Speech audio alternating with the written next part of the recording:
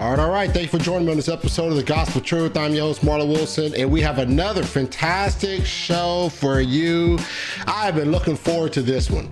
I have Mike Jones of Inspired Philosophy and Tyler Vela of the Free Thinker Podcast, and we're about to have a fantastic conversation concerning divine hiddenness. This is the first time topic on The Gospel Truth, so I am thankful for you joining us in our live chat, and also for Mike and Tyler for joining me as well. But before I bring the fellas in, make sure you know to subscribe to The Gospel Truth. Hit that notification bell so you can stay in the loop with all that has to all the gospel has to offer, right? The podcast, everything. You want to subscribe so you can don't miss any shows, commentaries, interviews, debates. You don't want to miss them. Also, the Gospel Truth is not only on YouTube, if you don't know, on Facebook, Twitter, Instagram, and TikTok. So make sure you're following to those other social media platforms and supporting the ministry with a follow or like on those platforms as well. Also, all this content is on podcasts, iTunes, Google Play, Stitcher, Spotify. So make sure you are flowing over there. If you just want to listen to the audio, you got a long drive ahead, you want something to listen to, why not listen to The Gospel Truth? Hit that follow on the podcast, all right? And as always, I do have some shows that are coming up here in the future that I want you guys to be aware of, all right? Coming up after this one, I have Dakota Sorensen and Jeremiah Nortier, and they're going to be debating baptism regeneration. So I am looking forward to this one, and I hope that you are too. So make sure you are on it for this one. After that, a great debate coming up here. I have Tourton fan and Dr. Kurt Jarris is going to be jumping on, and they're going to be talking about some provisionism and is it semi-Pelagianism? Should be a good one. And I already see there are some provisionists that are in the live chat already, so this may be something that you guys want to take a look at in the future. After that, I have Michael Faber versus Michael Borowski. Does God predestine all things? This is going to be a great debate, so make sure you are looking forward to this one. And then after that, I have Mr. CJ Cox and Ricky Caldwell. Should we obey the law of Moses? And this is coming up soon, so make sure you are looking forward to this debate. And lastly, I've been trying to sort of beating this drum. We're doing a media fundraiser here. We're trying to get a fundraiser for The Gospel Truth, trying to raise funds for media equipment that we can take on the road. We don't like to rely on the venue's media equipment. We want to have our own so we can have the best, the highest quality that we can get, and it'll be our own. So we will hopefully you are looking to support the ministry. And if you are, if God puts on your heart to support, all you have to do is look in the description of this video. You'll see the fundraiser link. Make sure you hit that link and it'll take you to the fundraiser page. All right. That said, I am looking forward to this debate and this discussion, and I am excited. So we are going to bring these guys in. These guys don't need introduction. They're pretty much, if you're in the internet world and you're in the debating world, apologetic, you know these guys. So let me bring these guys in so they can introduce themselves. What's up, fellas? What's going on? How y'all doing, man? Good. Great, man. Bring that energy up a little bit, Tyler, man. Nah, Tyler, you said you lost 40 pounds, huh? I did, yeah. I've lost 40 pounds in about 18 months. Dang, man. I need to get on that diet, man. I need to get on that.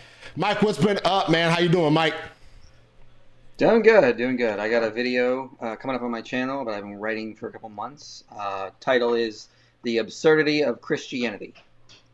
All right. I look forward to that one, buddy. Mm-hmm. All right. But I'm going to let you guys introduce yourselves, man. Even though you guys are pretty much known in this world of apologetics, things like that, this type of discussions, I still want to give you a chance to introduce yourselves, tell them what you do, blogs, YouTube channel, web pages, whatever you do, let them know. Start with Michael Jones, man. Go ahead and give a quick introduction to yourself, man. Yeah, I run Inspiring Philosophy. I make a bunch of different videos defending the Christian worldview. As I said, my upcoming video is The Absurdity of Christianity, and that's all I'm saying about it. So be sure to watch to see what I'm talking about. All right, cool. Nice quick introduction. All right, Tyler, you're up, man. Let's go ahead and give a quick introduction to yourself, man. Yeah, so I'm Tyler from the Free Thinker podcast, blog, and YouTube channel, and dedicated to everything that I find interesting about systematic theology, biblical theology, religious philosophy, things along those lines, and primarily dealing, as of late, I've gone through quite a few different research projects. As of late, the main one going through is dealing with the nature of freedom and divine sovereignty. So, compatibilism and libertarian freedom. I've been doing that now for about 3 years as a main research project. So that's where I'm at. All right, awesome, guys. All right, appreciate you guys for joining me. And today we're going to be talking about divine hiddenness. This is typically an argument that atheists presents to undermine the God of the Bible, and or the understanding in that's theism in general. But the interesting thing is that you still refer to yourself as a theist, correct, Tyler? Yep. So, Totally. so I'm sure that would present a different phase or different understanding of Tyler's argument, the fact that he's coming from more of a theist position. And so what we're going to do, how we're going to structure this, is that we're going to allow Tyler to present his case for divine hiddenness, and then we're going to allow Mike Jones to go into his understanding or his case for divine hiddenness, and then we're going to go to more of an open discussion, and that open discussion is going to last about 60 minutes or so, and then we're going to have some Q&A from the audience. Sounds good? Sounds good. All right, Tyler, why don't you start us off, man? Go ahead, just give us a rundown of your concerns or your thoughts on divine hiddenness. Yeah, so I mean, this is geared much more towards a discussion. So this isn't, long prepared opening statements from either of us, and I'm very happy to be discussing this with Michael. I've been a big fan of his and enjoyed our conversations that we've had in the past. A lot of times on the same side, talking about some of the same people we've debated. As many know, recently, about a little less than a year ago, I came out officially as no longer a Christian. So I formally apostatized from the Christian religion, although I'm still a theist. And one of the big reasons for that was because that I did find there are lots of reasons. They all kind of dovetail together. But one of them was this issue of divine hiddenness. Now, as it goes through this, there's going to be a lot of people that are going to say, well, Tyler, you're still a theist. Right. So how do you as a theist explain it? And I will readily admit I don't have answers for lots of these things. I'm still exploring. I'm still seeking and trying to understand. I think that there's reasons to believe that there is a God that are unrelated to this. However, I found that a lot of what came up in problems of divine hiddenness, problems of suffering, problems of evil, and things like that were made much more stark and much stronger under a biblical or a Christian position. And that's for numerous reasons. And I should also say that there were lots of other reasons. So this was part of many other reasons that I came to think that biblical Christianity just was false. I could say more on that at other times. So we're going to focus on divine hiddenness. For me, the main issue of divine hiddenness is that it runs up against the biblical concept that God is love. Not merely that God is loving, not merely that God does loving things, but that God is by nature love.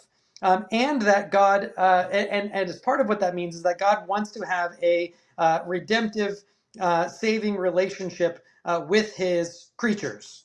And what that does when you put those things together with divine hiddenness, what shakes out to me is it feels like a more pointed problem than simply with theism, where theism doesn't have some of the eschatological concerns about divine relationship. It doesn't have some of this concept of God being by nature love, right? Things along those lines. So when I started thinking about divine hiddenness, and I said, okay, well, when I was a Christian, I was experiencing divine hiddenness. When I looked around unbelievers, they were experiencing divine hiddenness. When we were looking at the types of things we see in the Bible where God showed up.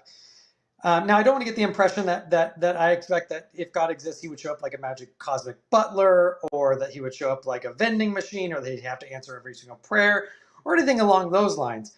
But when it's pitched as a relationship with a loving father, that language about God, even though it's analogical, still has to grasp onto something. It still has to track to an analogical concept.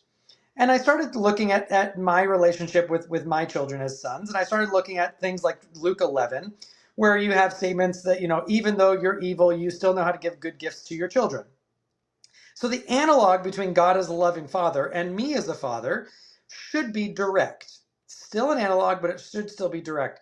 And started looking around at the way that God was hidden, especially to his own people, his own children, whether or not you're a Calvinist or non-Calvinist, his own people, Christians, believers, on all accounts are his children. And yet God is hidden in ways that we wouldn't expect if God was a loving father in a meaningful sense. Right? Imagine that my sons came to me and they said, they didn't even come to me. They came to other people and they said, we don't even know that our dad loves us. We don't experience his love. He's not around. He doesn't always provide for us. We don't think that he loves us. And because that, we're going to go wander into the freeway and get hit by oncoming traffic. Right? Sounds a little extreme, a little gruesome. But if you think about the apostate, if you think about someone like me, I was someone who loved God, loved his word, was dedicated in ministry, did all of those types of things. Again, not saying that the works are what save you, but I wanted that relationship. I was seeking that relationship. I was engaging in daily prayer. I was memorizing scripture. I was doing all of those relationship building things for decades. I was able to come and say that I don't feel God in any meaningful sense. He's not present. I'm not seeing any difference in my life compared to those others in the sense of answered prayers. When it comes to getting blessings and jobs or whatever it is, people who don't believe have the exact same types of success rates, things along those lines. And God knew that if nothing happened, that I would apostatize. And if Christianity is true, that means eternal damnation. Whatever that means, eternal conscious torment, annihilation, whatever it is, unless the universalist is right, which I don't think biblically is sound.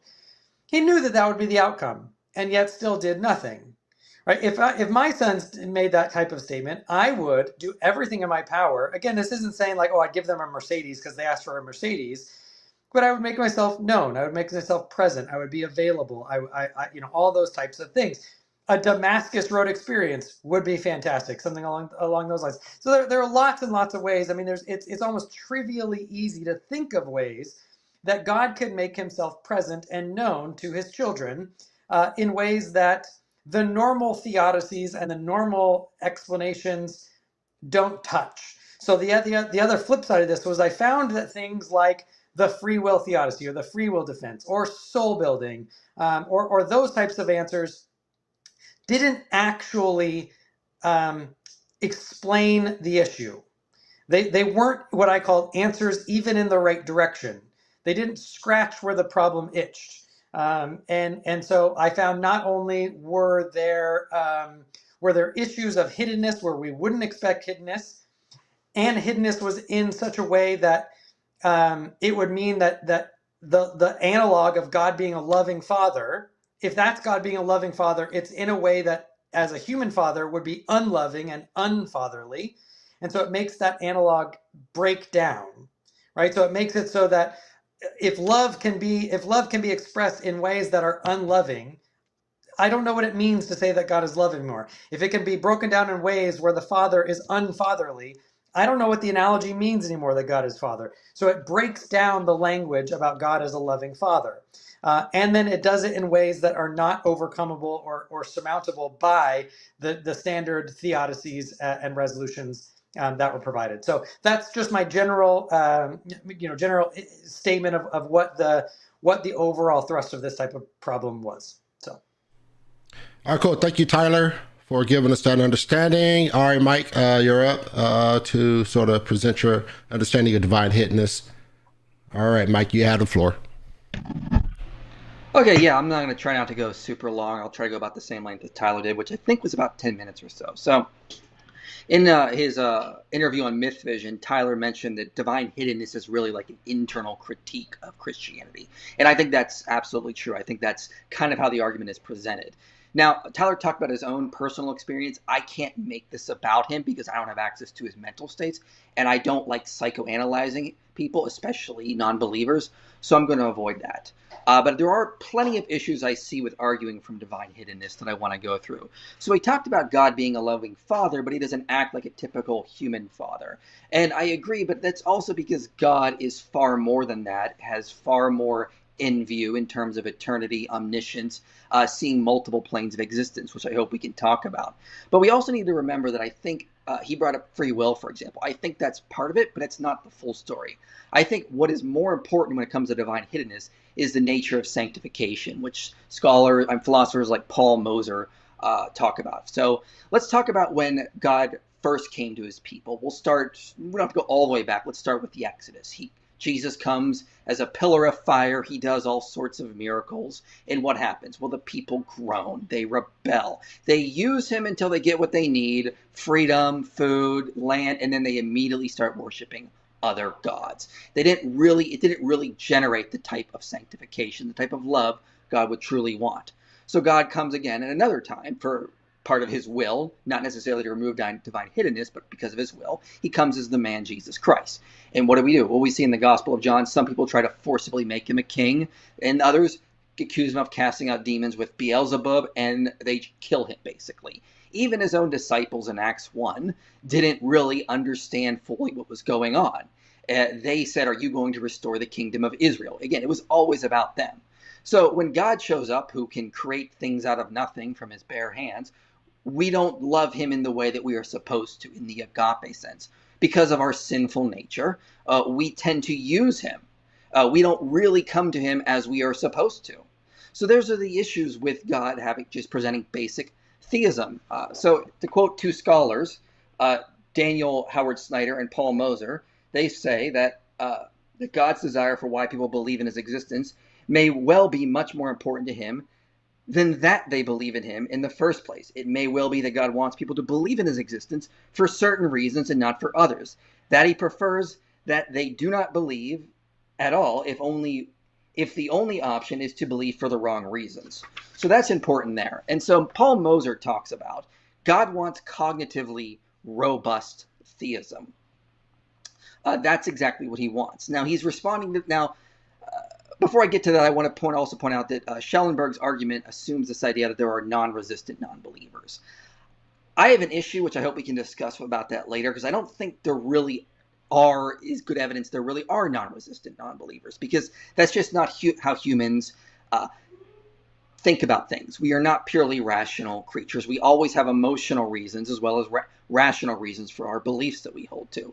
So my other issue is just not with sanctification. It's this idea that humans just don't simply operate that way. We always have emotional and logical reasons for why we take the beliefs that we do. And as I noted, God wants cognitively robust theism, not just basic theism. So he just doesn't want people to believe in him. He wants people to believe in him for the right reasons. So again, this philosophers I cited say this: if one believes that God exists on the basis of adequate evidence, just basic theism, that would not promote such moral transformations, maybe. Then bringing one to believe on the basis of such evidence would not serve God's purposes. So in general, God would manifest his perfect love by refusing to bring people to believe unless they were sincerely open to such moral transformations. So that's something to keep in mind when it comes to this, is that this idea that God wants to create cognitively robust theism. Now, if we look out into the world, we can see that God can do that now with many Christians without providing his undeniable evidence of his presence for the whole world. So he doesn't need to use basic theism to get people to cognitively robust theism. He can use other means to sort of generate that. Next, people often assume they understand their motives. We all would do this. I can tell you, if I would have gotten half of what I wanted when I was 20, I would be miserable right now. I once was talking to a friend who went through a divorce, and I asked, why did you get divorced? I thought you were in love. And he said, I thought I was, and I thought that was the one, but I realized when I finally got that, I was really just in love with the idea of marriage, not marriage itself. And so people often say, if I just got enough evidence, I would believe. But we are assuming, based on our limited information, that is actually what would happen. It may not necessarily be the case. Often we go through these different cycles, these different changes. Let me give you an analogy. So I get up to 50 messages a day across all my platforms. And for the most part, I've stopped responding to people. I don't answer everybody's questions anymore. And it's not just because I don't have enough time, that's a big part, but I realized with me engaging with these people all day, they're not becoming rational, critical thinkers. They're just coming to me and they're using me as their secretary. So I answer their question about Genesis and they go, oh, good, he solved it. The next day they got another problem. Well, let me just go back to IP. He'll answer it for me again. And so they just become dependent on me and they just keep coming back to me. I want my followers to be critical thinkers. So I've had to become hidden to some degree, because if I make myself more available, they just end up using me as their piggy bank of answers, not because they really want to become a critical thinker, to become their own thinker. They just assume that because I've given them answers, they're just going to keep coming to me and coming to me. So I've had to cut it off.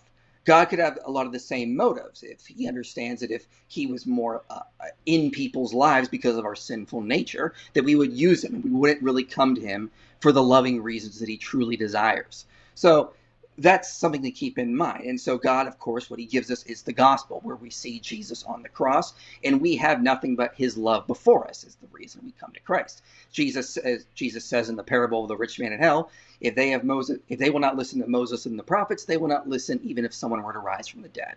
This general idea that more evidence isn't going to necessarily convince. There is enough sufficient evidence that he has given for us.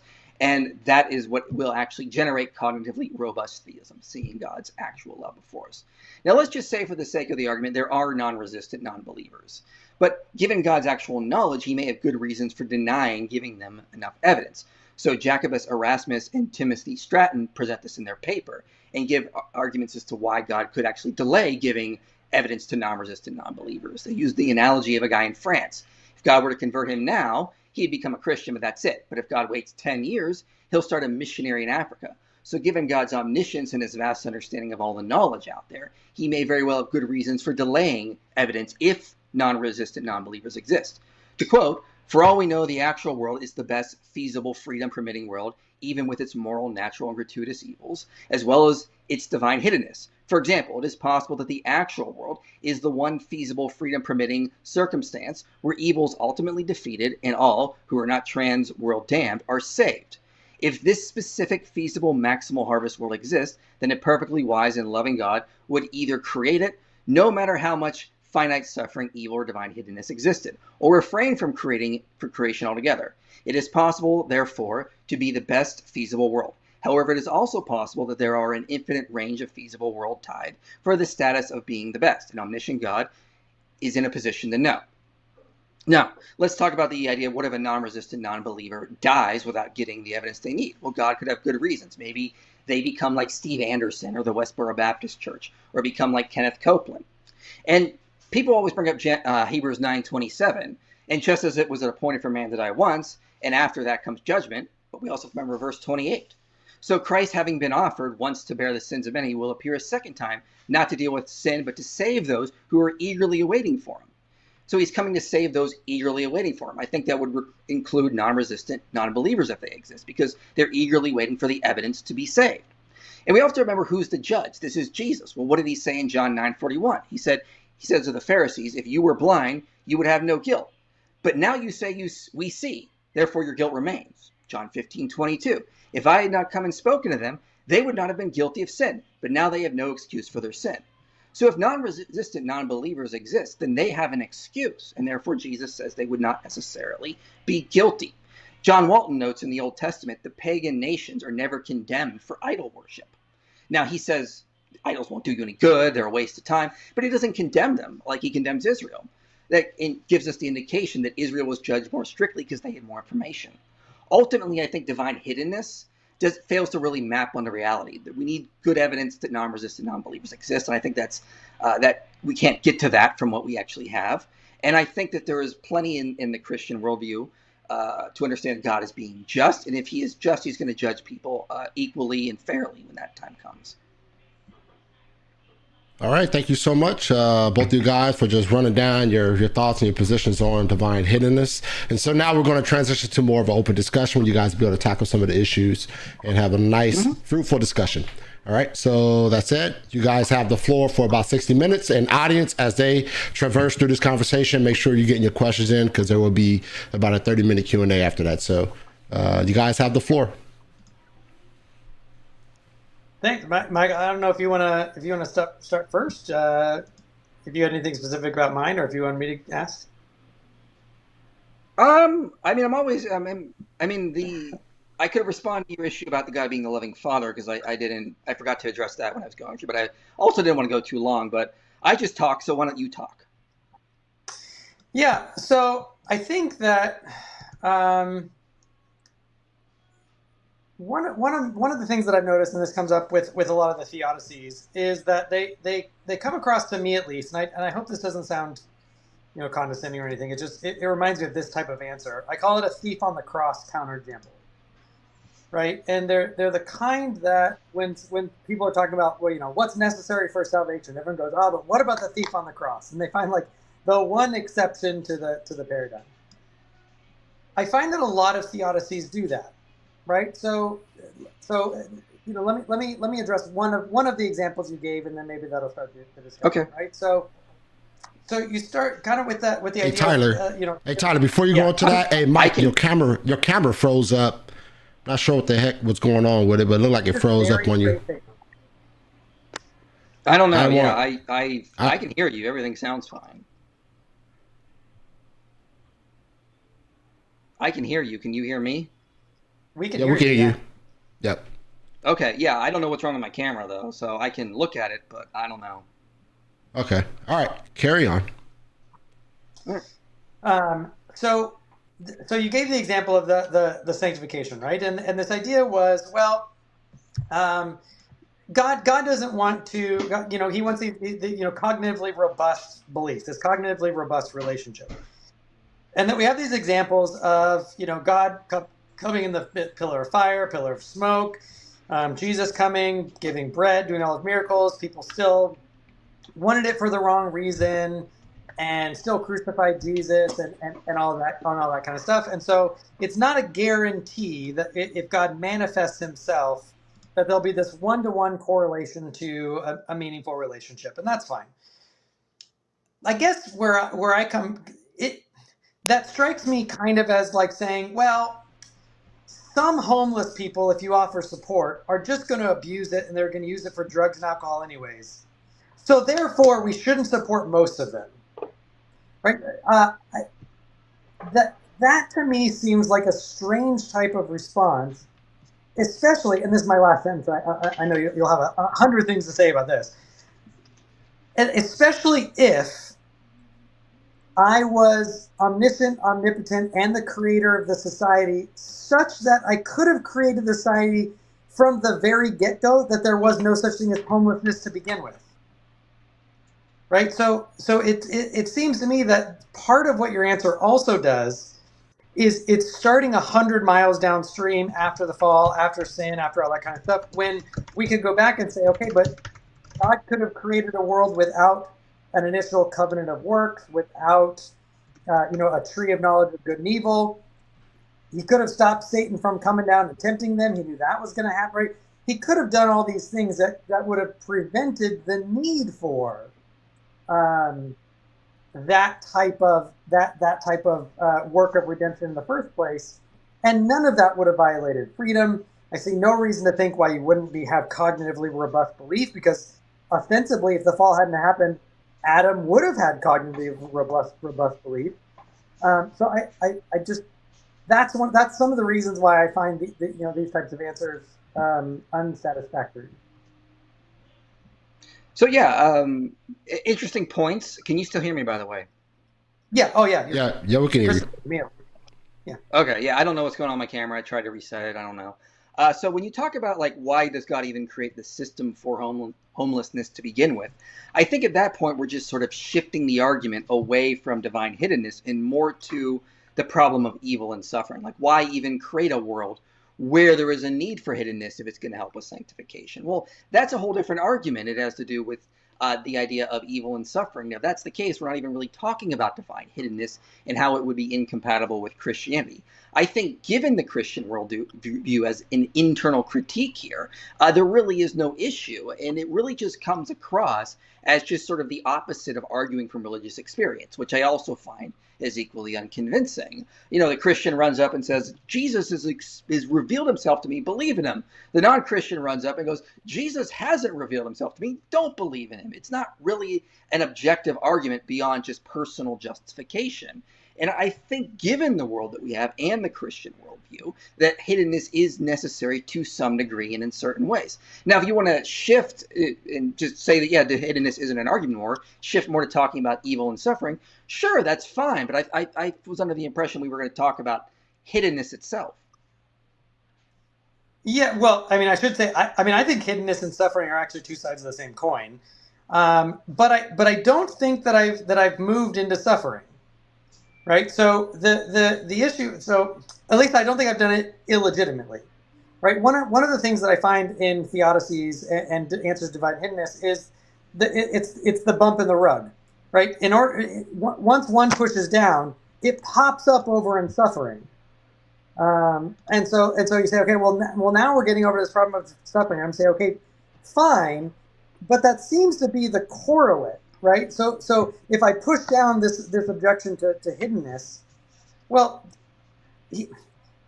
sure, it becomes a problem of suffering, but that's because like hiddenness is only a problem because there is suffering, and so it seems that there's no escape then from that, right? So if the problem of divine hiddenness is answered because it is part of this answer to the problem of suffering, well, if I say, well, there didn't have to be suffering in the first place, and that's why there didn't need to be hiddenness in the first place, it seems an illegitimate response to say, oh, well, now we're shifting to suffering, because I'm really just answering the answer that you gave to hiddenness.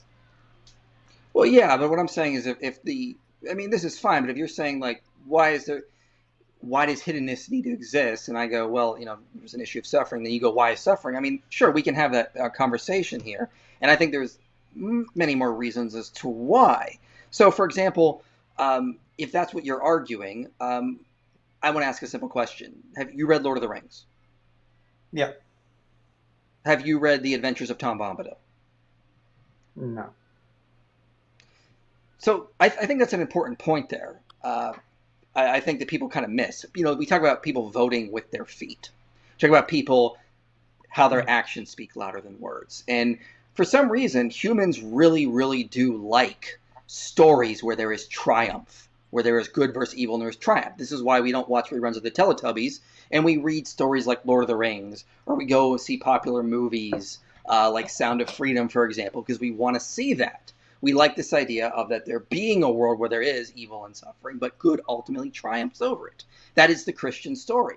And I think ultimately we may say that it would be better for a world without evil, but we ultimately have our actions that speak louder than words. And we are constantly, every day, choosing stories, choosing worlds that do have evil and suffering, but with the idea that good ultimately overcomes and defeats it. Why wouldn't God prefer the same? A world with triumphant evil is going to be a maximally good world. But you can't get triumphant evil without there being actual evil, or triumphant good, without there actually being evil to overcome. So I think from God's perspective, and he can create a world where if he wants to create a maximally good world, he's going to create a world with triumphant evil. And if he's going to create a world with triumphant evil, then he's going to create a world where there needs to be evil to be overcome. But that's the Christian story.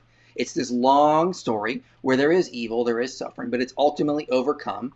And for all those who become his children, all of that is turned into aspects of their own sanctification and triumphant good in that regards. So if we have this idea of a world with suffering, I don't think that's inconsistent with God, because there are, I would say, given all things, that a world with triumphant evil is going to be far better than a world with just good. I'm sorry, I keep saying triumphant evil. I mean triumphant good. Yeah, I mean, my first cheeky response is going to be, I also really enjoy reading Camus and Coetzee and Paul Auster and other, the kind of these deconstructionalist literature that don't have any of that, right? But I take your point. I know the literary example that you're trying to give. I guess part of me then would say, well, or ask, I guess then, do you think that ultimately the explanation for hiddenness, and then maybe indirectly evil, just is that it makes for a better story? Well, no. I think that's a part of it, but I think there's more. I think it makes for better soul building, better characters. So this is something I talked about in my video, The Problem of Suffering, A Christian Response. I introduced a concept I have called the law of triumph, where God imbues a law in the universe that if any creature encounters suffering, it can be used to build a more good. And so I also think it has to do with building virtuous creatures, building good creatures over time. So we would say Frodo in Lord of the Rings is far more interesting after he goes through his big long experience, rather if he just would have stayed in the Shire and had tea every day. He actually has experienced courage, he's experienced compassion, he's experienced overcoming obstacles. And that creates for far better soul building, far more children of God-like creatures, because now we have expanded our knowledge of virtue. We've expanded our knowledge of aspects of existence in various ways. So it's going to actually give us the soul building that would actually turn us into worthy sons of gods and daughters of gods, is what I would say. So it's not just telling a good story. I think that's part of it, because I think triumphant good is maximal good, and it's worthy of celebrating and worthy of creating. But also, I think it has a lot to do with soul building as well. I guess, though, I mean, you'd have to, I mean, okay, well, I guess I should orient this, because I don't actually know your position on this. I have a hunch, but are you a universalist? Like not a hopeful universalist, like an actual universalist? I am, no, I'm a legal universalist, in that I believe that the only people in hell are the people who choose to be there. So everyone is in heaven who wants to be there. The only people in hell, and also I'm a eventual annihilationist, in that I believe that hell is the process of annihilating souls out of existence. So. So then, to that regard, though, then soul building seems to create a lot of. Oh, you're back. You're not hidden anymore. We were suffering, but now you're no longer hidden. Yeah, I'm a big knack for production back here, so I was back here grinding my teeth the whole time Mike was hidden. I fixed it. You're welcome. Thanks, Mike. Appreciate it, buddy. Because it seems to me then that in order to have the soul building of a narrow is the road and broad is the path, right? It seems to have the soul building for a narrow. There's a sure an awful lot of collateral damage to get there. So I'm confused on what the argument is. Is it just the amount of suffering that's the problem? No, I'm not even talking about suffering. So it seems to be that. Again, I'm trying to stay on hiddenness and not move into suffering. Again, it's hard because they're entirely interwoven. But that's fine. Yeah, that's fine. God, like every single person could have a Damascus Road experience, right? Mm-hmm. It seems I could think of lots of trivial ways that atheists wouldn't exist. Right, they still might believe. They still might believe for the wrong reasons. They still might, whatever it is. But I mean, I can think of all kinds of trivial ways where God could make Himself known, and there might not be so much collateral damage. Like, I can attest. If I had the Master Road experience, I wouldn't have apostatized. I know lots of people who would be very happy. Whatever you think of non-resistant non-believers, and I actually think there's a biblical case to argue that if you believe in the inspiration of the Bible, there is no such thing as a non-resistant non-believer, right? Because that just that is what that sin in the fall is. But it seems to me that in order to say that the soul building is there, you have to be able to have some type of answer for the billions of people who have died without that soul building whatsoever. And maybe that's what you're getting at with your Hebrews reference, although I would disagree with that exegesis of that passage, that somehow there's like this second chance evangelism after death where Jesus comes to them, right? I mean, are you do you lean towards that, like that second chance after death of it? Yes, I've been an advocate that I've been an advocate that the post-mortem salvation is definitely plausible and probably does happen. Okay. Yeah. That would be an interesting conversation, because I find that not to be convincing from the passages normally adduced for it. But so then at that point, I guess you would then say, if I'm understanding you right, well, there's soul building in the actual, like in it's all the actual world before the eschaton, right? There's soul building for those who get their soul building here.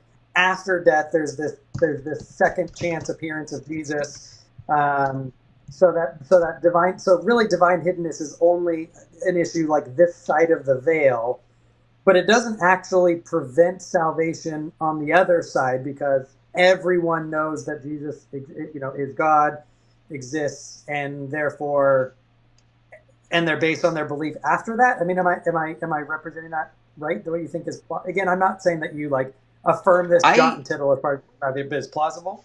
See, I think we look through to the other side, to borrow the line from believe it's Alice in Wonderland, through a mirror darkly. I mean, we can only speak of bits and pieces of it. I'm not sure if that's the case or not. I can be agnostic about it, so I'm not entirely sure what to say about that kind of idea. Okay.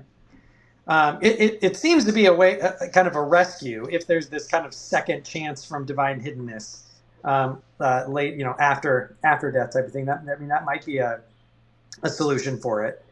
Well, I don't know if I'm saying that there's that aspect. I'm saying that, look, even if there are non-resistant non-believers, just look at what Jesus says in John 15:22.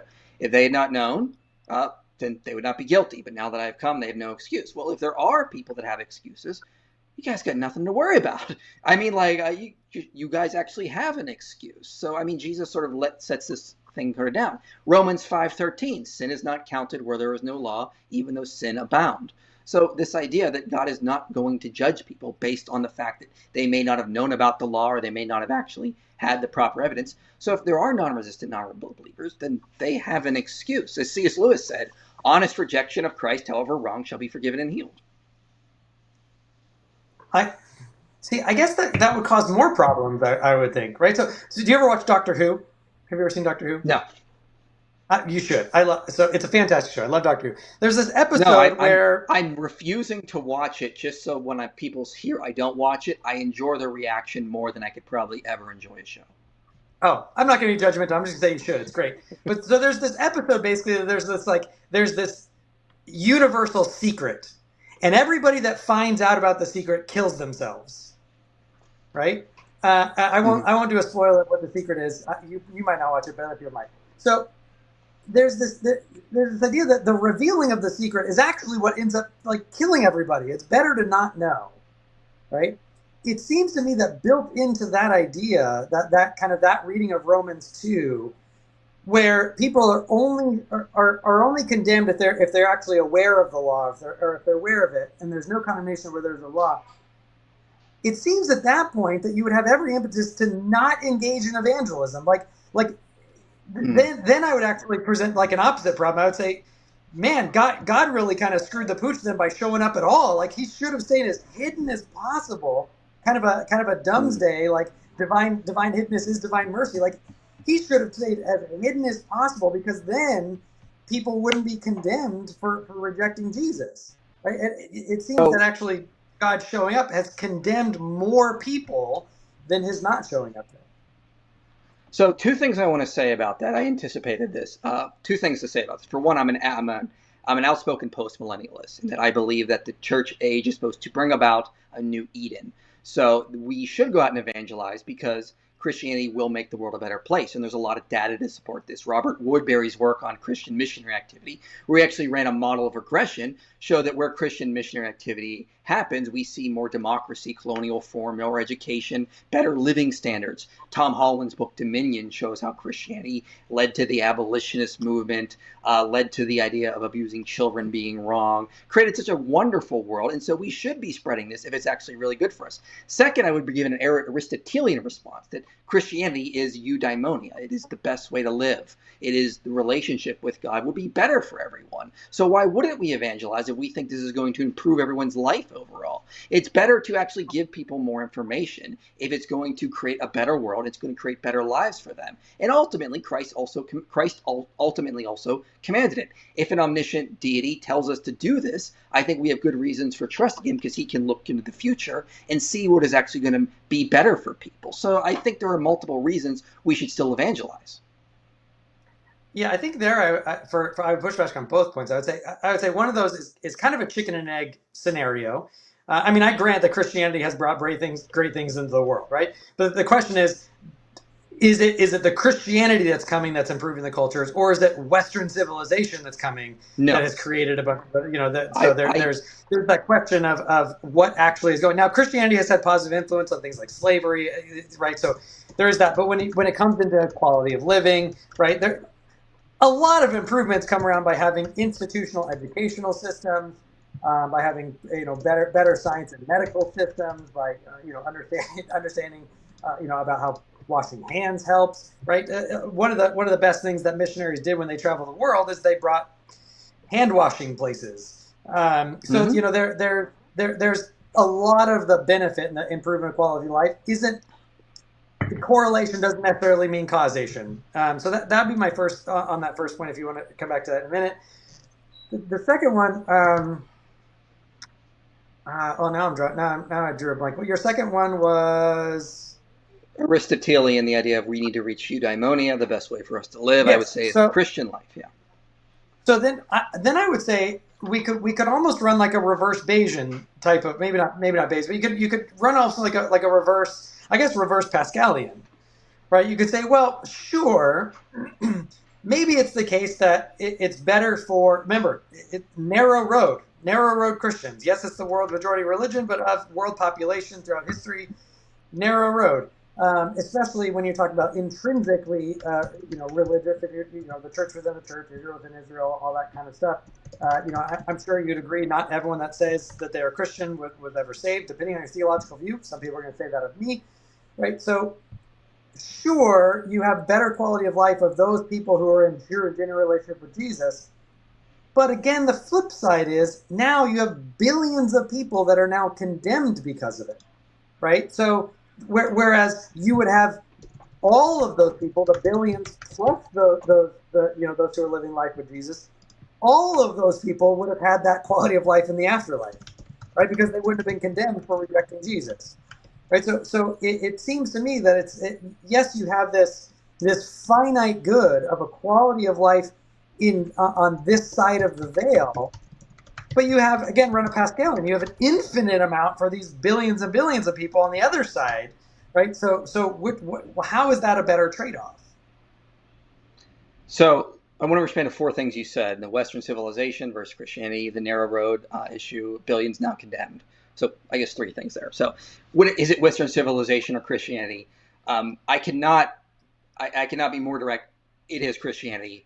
And there are numerous scholars that have pointed out this. Check out Samuel Moynihan's book, Christian Human Rights. There's a great book with numerous authors called Christianity and Human Rights, an Introduction.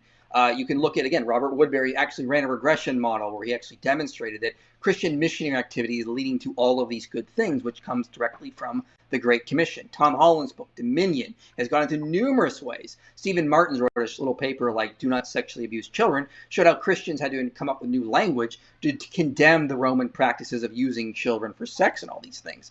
A lot of what we got here, I mean, this is also Charles Taylor's point in his book, A Secular Age, that Christianity created secularism in itself. And we see there's just so much evidence that Christianity is the biggest pillar to Western civilization. I'm not saying it's the only pillar, but it definitely is the biggest pillar when it comes to this issue. So it definitely is Christianity that is going to this. And I talked about it in my video on postmillennialism called Rethinking the End Times, where I gave a lot of evidence, not just from this, but also from how Christianity was crucial for the development of science and then led to a lot of technology, these types of things. The other issue you talked about is the narrow road issue. Like there's billions of people that are now condemned. Well, this is, again, from a limited perspective. We don't know how long the timeline is supposed to go on in this case or what is supposed to happen in the future. This may just be the beginning of human civilization, and it could spur Paul Davies, for example, who's a deist, says, like he was asked once the question, why is life not across the whole universe? And he said, well, it may be, and it may be there in time. I mean, he says this universe is going to go on for millions and millions of years. Look at how far we've advanced in just 100 years. We went from not even having planes to putting a man on the moon in 70 years or so? Imagine what we could do in 10,000 years and exploring the universe. And part of my eschatology, even in the post-millennialist sense, is that after the resurrection, it'll be our job to turn multiple planets into Eden. Now, I know that's speculative, but that could very well be the case. And if that's the case, the beginning of the timeline is very small compared to the millions and all the good it could create in the long run.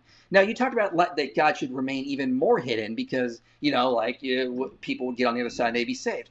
Again, I think we look to the other side through a mirror darkly. We don't have all the information. I don't think it's this idea that if you die without all the information, you're necessarily saved. Because, again, I've only said that if there are non-resistant, non-believers, they could very well have a good excuse. But I also don't think that necessarily gets them in before God. I think every creature has to choose whether they want to follow God or not. I think very well there could still be this idea of these Satan-like figures, people that are in God's presence, and they still rebel. There could be somebody, who was born on Hawaii, 800 years ago, who dies and he ends up following Satan anyway, or taking that same kind of route. We don't know everything that's going on the other side. But when it comes to our terms of existence on this world, I don't think divine hiddenness is really that much of a problem for Christianity in what we know now and what we have available. So, well, I could answer to a bunch of those, but I get maybe we can shift gears a little bit. Okay. I wonder. I want to go to like the father and the loving father language. Okay. It seems to me that if I as a father was as well, let's just use the thing like hidden, right? I'm not going to try to make it polemical and say absentee or deadbeat or anything like that. I've seen some of those in the comments. I'm not trying to say, oh, the Christian God is a deadbeat dad or like that. That's not it. It's just, I mean, that's not my rhetoric. So like if people say that's not my claim, but it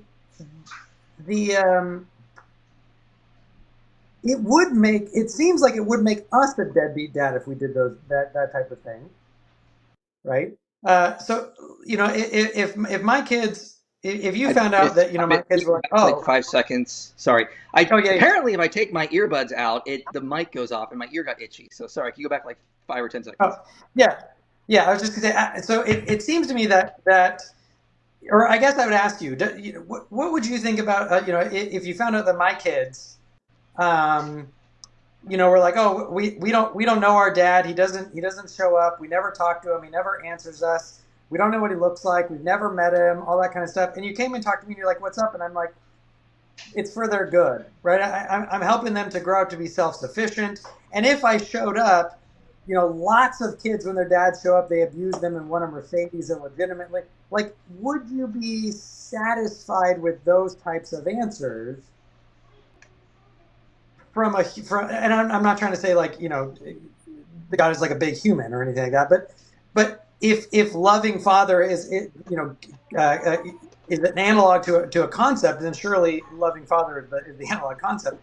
Would you find that to be that you'd hear that and be like, oh, that's a dad who loves his kids, or that's a dad who is present with his kids? So I do not think a human would be considered loving if they did that, no. But I don't think that necessarily compares to God's ontological status, if that makes sense. It does. I mean, it does. And I'm not trying to push the creator-creature distinction, right? I understand the distinction. I think it's a valid distinction in many ways. Mm-hmm. But the reason why I think this is important is because we're told to love as God loved. Like it's not that... Like when in the Bible, when believers are told to judge, right? It's not that they're told that they're going to be the eschatological judge and they're all that kind of stuff, right? There's an analog that happens. But when we're told that God is love, and the greatest command is to love the Lord your God with all your heart, mind, soul, and strength, and to love your neighbor as yourself, we don't think, oh, well, that means the exact opposite of what it means for God to be loved. Right, the analog has to match, right? So they have to match for the analog to work, right? So if we say, oh, well, that would make someone actually positively unloving, right? Then I don't know what to do with the analog when unloving can be love. Does that make sense? Yeah, so let's talk about that, this idea of this whole thing. So we're told to love as God loves us. One second, I'm going to put a light on here because it's getting dark because of the clouds. Sorry, again, for the audience knows, I could lose power because I'm in Tucson and it's monsoon season and there is a big cloud out there, just so everyone's aware. So if I just vanish, it's because Tyler has scared me away with his powerful arguments. That's obviously. Obviously. It's hidden for our benefit. Let's talk about... So hidden for our benefit. So let's talk. I just want to talk briefly, and I know you said you're not making this, but I'm going to talk briefly about the ontological distinctions. From one, God is omniscient. He can see eternity. He can see, for example, our life is a mere blip compared to eternity with him. So he's going to be able to see all of that into perspective here when he's talking about it. Furthermore, God is also on a plane of existence different than us that he can see. So when someone dies, they don't just go out of God's presence. Like if a kid were to die in front of his own father, they're now outside of his initial experience. He doesn't know what happened to them. That's not the same with God. I think if we're going to compare fathers to children, I think we need to compare it like in the movie Inception. So because they are able to go down different dream levels, and sometimes in the dream levels in the movie Inception, they shoot each other to help each other, despite it seeming like the wrong thing to do if they were in that part of the dream and they forgot they were in a dream. So at one point, the main character, Leonardo DiCaprio, takes Ellen Page, I believe, into a dream, and he lets the people in the dream basically almost like take her and kill her because he's trying to teach her about how to activate in the dream world. Now, if that was in the real world, we'd be like, don't do that. But we understand because it's in a dream world, he's using it for, soul building or better understanding of how to navigate the world of Inception and all that types of things. So we need to think of it more like that. Now, when we talk about God being a loving father, I think we need to remember when we're going to make this analogy, we can't think of people as purely innocent and good if we're going to talk about in terms of God's understanding or the Christian understanding. We need to think of it more like God would be hidden from orcs in Lord of the Rings, because quite frankly, I think humans in this reality are going to better match orcs in Tolkien's world. And I think, for example, if, God shows up, Eru Iluvatar, the orcs aren't going to worship him and love him. They're going to try to kill him, use him, these types of things. So he would have to use various means to bring them closer to him. It's like what C.S. Lewis talks about in his book, Till We Have Faces. It's not that God is hidden from us. It's that we don't have faces yet. We've not reached the point where we can truly love him as we are supposed to, because we are so far distant from him. So he is bringing us to him. He is loving us, and he's going to use his understanding of knowledge in the future to bring all that he can, who will freely accept and love him as best as he possibly can. And again, if there are non-resistant non-believers that die, that process can still continue on after death, I would argue. By the way, you might have already won me over just by bringing up Inception, because it's my favorite movie. I think it's one of the best movies ever made. But a couple of things, right? So I guess I would say, well, the problem is that the reason why they can shoot someone in a different layer of Inception is because that's not the real world, right? So there's a crunchiness that comes with it being the real world. Like you can shoot someone in the real world to wake them up in the actual world. So in order for that analogy to work, it seems like you almost have to be arguing metaphysically that this isn't the real world, right? But clearly, I'm an idealist. What's that? I'm an idealist. I understand that you're an idealist, but it's not that. So our plane of existence, though, it's not that we go from a different plane of existence to another plane of existence, right? It's just that we exist in a different plane of existence than say God exists, or whatever it is. Whatever you can make out of saying God exists in a plane of existence. I'm not, anyways. So, and then for the C.S. Lewis, or not C.S. Lewis, the Narnia example, I'd say, well, the difference is that orcs aren't made in the image of J.R.R. Tolkien. Right? In the biblical narrative, I mean, as humans, all humans are made in the image of God, right? So we're not made in the image of Sauron, right? We're made in the image of God. So I would say that seems to be, again, I know I'm poking holes in the analogy, but it's why I don't think that those types of analogies work. I think the more interesting one is the Till We Have Faces, right? So C.S. Lewis asking, why must holy places be dark places? And he's trying to answer this question. You're right. He's trying to say, well, the reason why is because we can't see God face to face until we have faces, until we can see him. We don't have the mechanisms to see him face to face. But this is where, I used to really appreciate Lewis on that. By the way, Peter Kraft has a great series where he gives talks to the C.S. Lewis books, which I highly recommend. They're fantastic. But here I would just come back and say, well, why couldn't God have just created us with faces? Again, the problem that I think Hiddenness gets to is kind of, and I don't mean to say this crassly, it's a problem of garbage in, garbage out. If you start off with saying, well, we're already garbage, and I don't mean that in the saying, well, human beings are garbage and value, but I'm saying you're already starting with it's broken code. Then you can reverse engineer and you can come up with these answers and say, okay, well, there's this way out of broken code, right? I'm just going to say, well, why start with, why have there be broken code? We could have been made with faces. We could have been made that way. We could have been made, we could have been made in an eternal blessed state. In the same way that the trans world righteous angels were. Right, if you're sympathetic to Molinism and that type of metaphysics, right? So there were beings that aren't transworld depraved.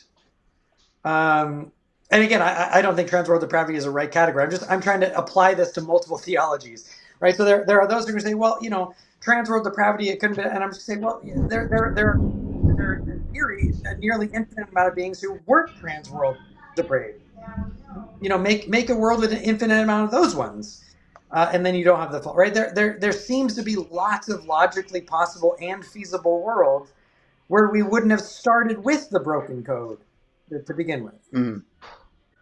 So, real quick on the whole, this is not the real world. I'd recommend, just on as a side note, there's a paper by Gabriel Citron, Dreams, Nightmares, in a defensive argument and in a defense against arguments from evil. So he argues that perhaps like when we die, we go to a more real plane of existence kind of thing.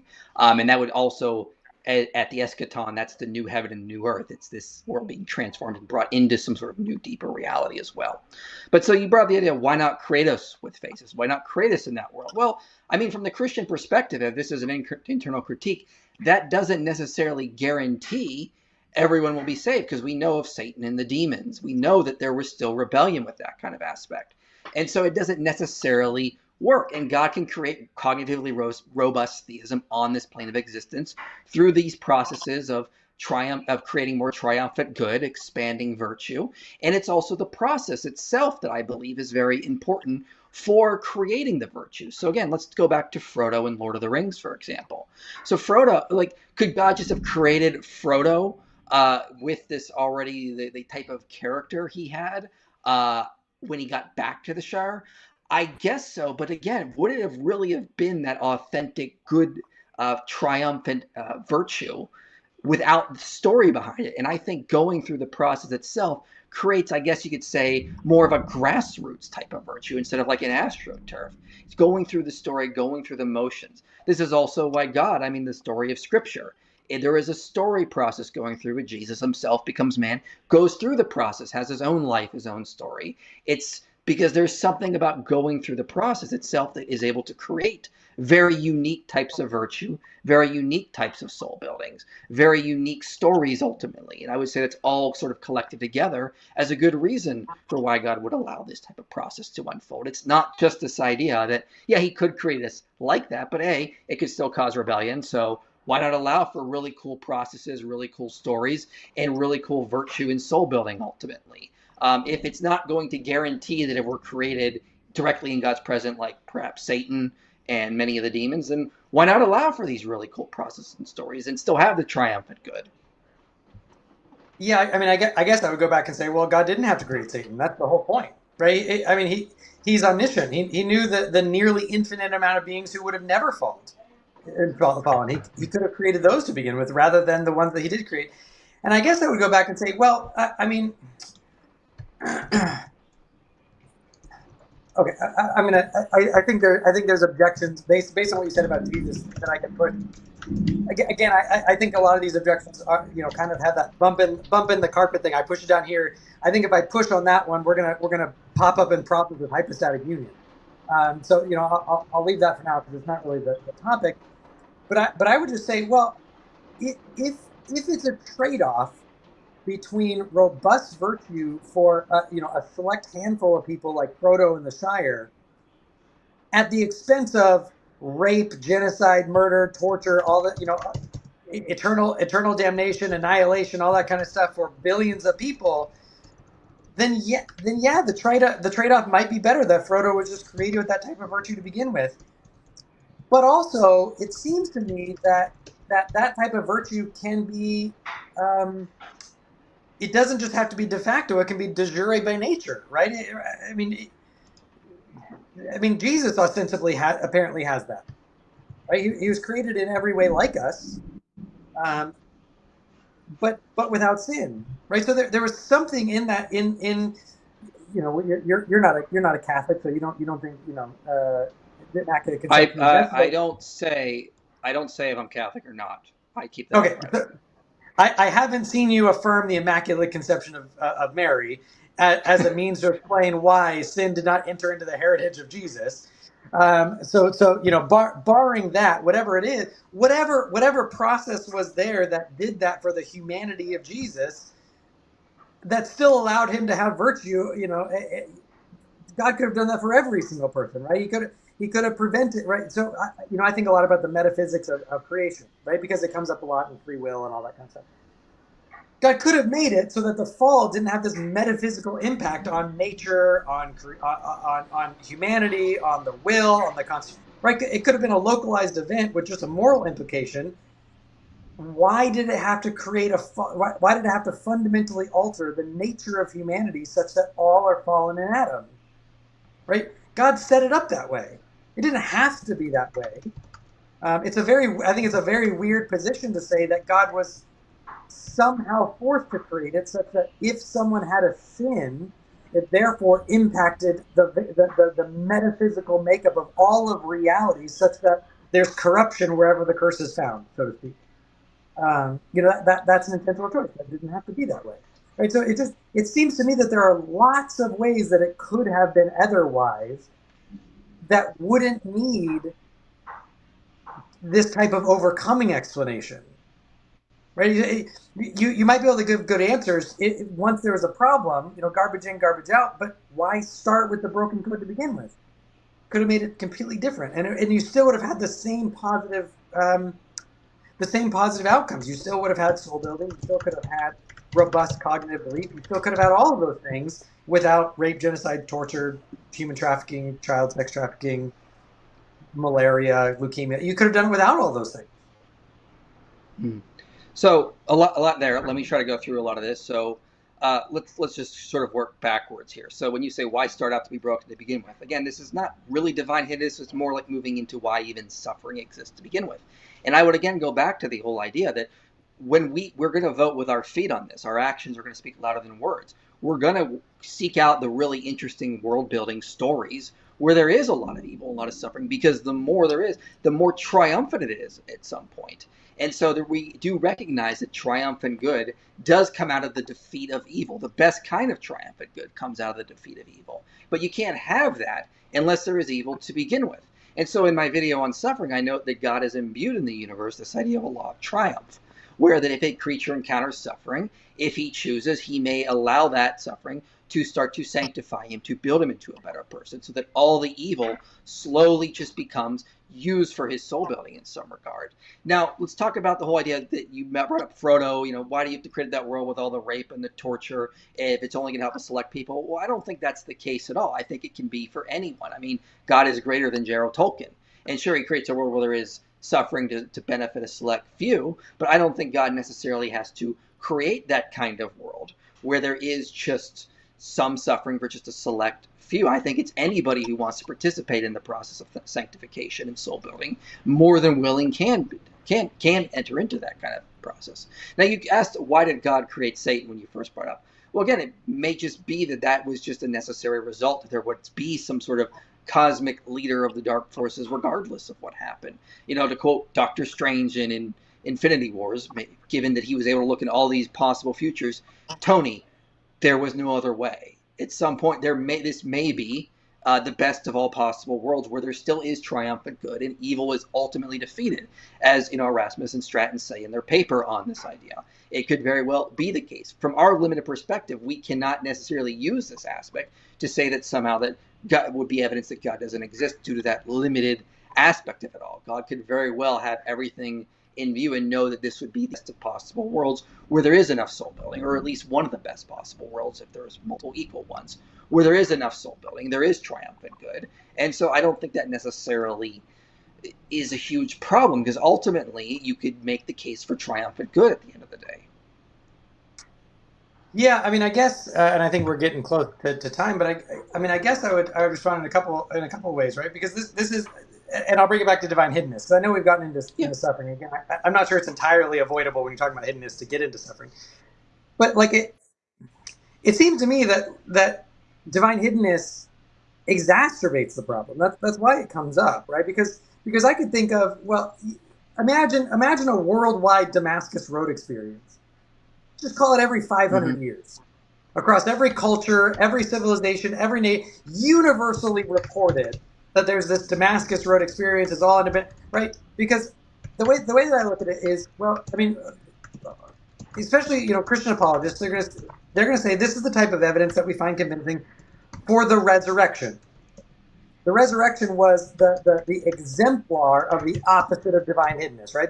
This is Emmanuel. This is God with us. This is God appearing, right? This is the opposite of divine hiddenness, right? And this is the type of evidence that we find convincing of Emmanuel, of God with us, of that He cares, that He tried, right?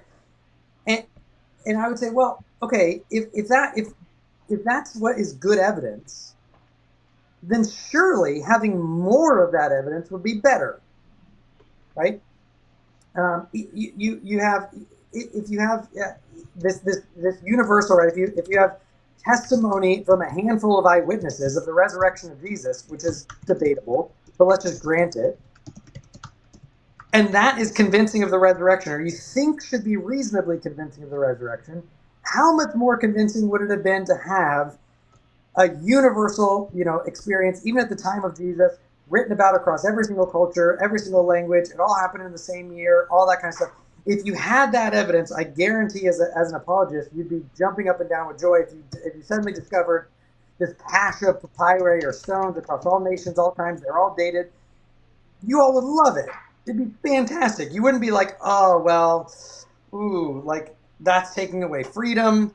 That's making, that's making that it's making it not as triumphant, right? We could think of these trivial ways where God could have been less hidden, and it would have led to more cognitively robust belief, more salvation, more right, and that's just one small example, and it's the type of evidence that I think that you would accept for the resurrection for a lack of divine hiddenness.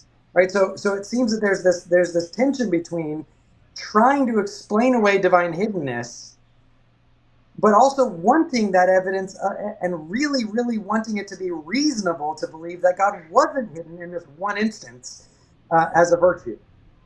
Right? I think that there's the tension between those two things. So I mean, I think there's a lot here I want to say here. So I wrote a bunch of notes down here. So more evidence would be better. I mean, it could be, it could not be. I mean, as Jesus said, they have Moses and the prophets. If they won't listen to Moses and the prophets, they will not be convinced even if someone were to rise from the dead. Let's use an analogy here. Let's use Christians as the sample. Let's say that Hinduism is true. And let's say a prophet starts coming into America and he's raising the dead and he's declaring Krishna as Lord and he's healing the blind. Tyler, do you think James White is going to close up shop? Do you think Jeff Durbin is going to close up shop? Or do you think very well they might do what the Pharisees did? That he's casting out demons in the name of Beelzebub. We got our presuppositionalists. I don't think Kenneth Copeland is going to close up shop. I don't think, Westboro Baptist Church is going to go away. So, this is something Paul Moser again talks about in his book on divine hiddenness, is that more evidence may not actually create the cognitively robust theism that we want. And if we're going to look at this internally from Christianity, when it happens at the Exodus, it doesn't work. The moment they get into Canaan, they immediately start worshiping other gods, and did that even before they went into Canaan.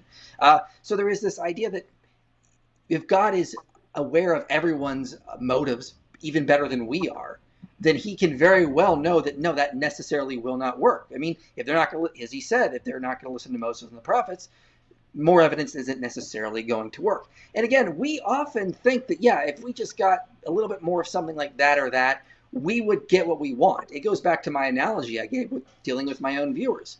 A lot of them come to me and they have serious issues they need answered. But in my experience of having done this for years, if I just keep feeding them answers, it doesn't actually make them more interested in apologetics. It doesn't actually make them become better critical thinkers. It just makes them become super dependent on me. Now, that doesn't happen for all of them. Everybody's different. Look at what Jesus does in the Gospel of John when Lazarus dies. Mary gets tears, Martha gets a sermon. Everyone's going to be different. So I'm not saying that's the case with everyone. But if there's an omniscient God out there and he can know very well that if he gives certain people information, it may not actually lead to the cognitively robust theism. It could lead to a Pharisaic mindset. It could lead to people acting like they did at the Exodus. I mean, I just did a video, why Jesus hasn't returned yet. And I said, let's just say Jesus descended right now and said, I'm back, I'm king. Do we really think the People's China Republic is going to disband? Is the Russian Federation going to pack up?